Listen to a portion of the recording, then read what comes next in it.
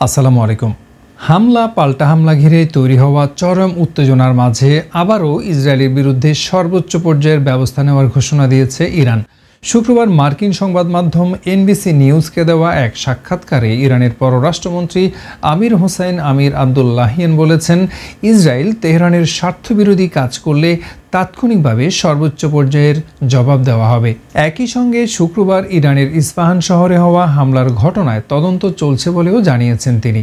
Amir Hossain Abdollahian বলেছেন, শুক্রবারের হামলার ঘটনায় এখনও পর্যন্ত ইসরায়েলের সংশ্লিষ্টতার প্রমাণ পাননি তারা। এনবিসি নিউজকে তিনি বলেছেন, ড্রোনগুলো ইরানের ভেতর থেকে ছোঁড়া হয়েছে এবং কয়েকশো মিটার উড়ে যাওয়ার পর সেগুলো ভূপাতিত হয়েছে। ইরানের এই পররাষ্ট্রমন্ত্রী বলেছেন, এগুলো ড্রোন নয়, তবে খেলনার মতো, যা দিয়ে আমাদের বাচ্চারা খেলাধুলা করে, আর এসবের সাথে ইসরায়েলের সংশ্লিষ্টতার কোনো প্রমাণ পাননি তারা। ইরান বিষয়টি তদন্ত করছে বলেও জানিয়েছেন তিনি। তেহরানের তথ্য অনুযায়ী গণমাধ্যমে আসা তথ্য সঠিক নয়। ইরানের সরকারি কর্মকর্তা ও গণমাধ্যম বলেছে, শুক্রবার ভোরের দিকে ইরানের মধ্যাঞ্চলীয় ইস্পাহান শহরে 3টি ড্রোন আঘাত এনেছে। এর ফলে সেখানে ছোট বিস্ফোরণ ঘটেছে। তারা এই ঘটনাকে ইসরায়েলের পরিবর্তে অনুপ্রবেশকারীদের আক্রমণ হিসেবে উল্লেখ করেছেন।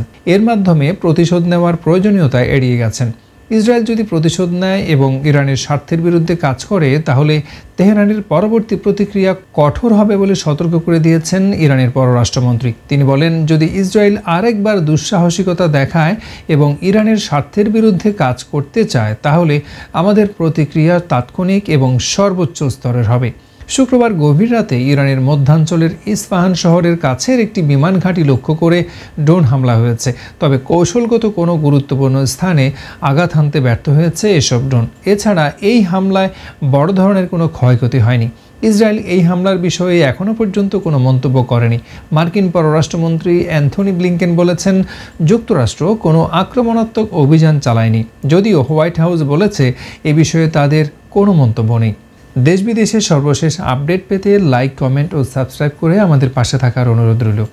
ভালো থাকবেন। আসসালামু আলাইকুম।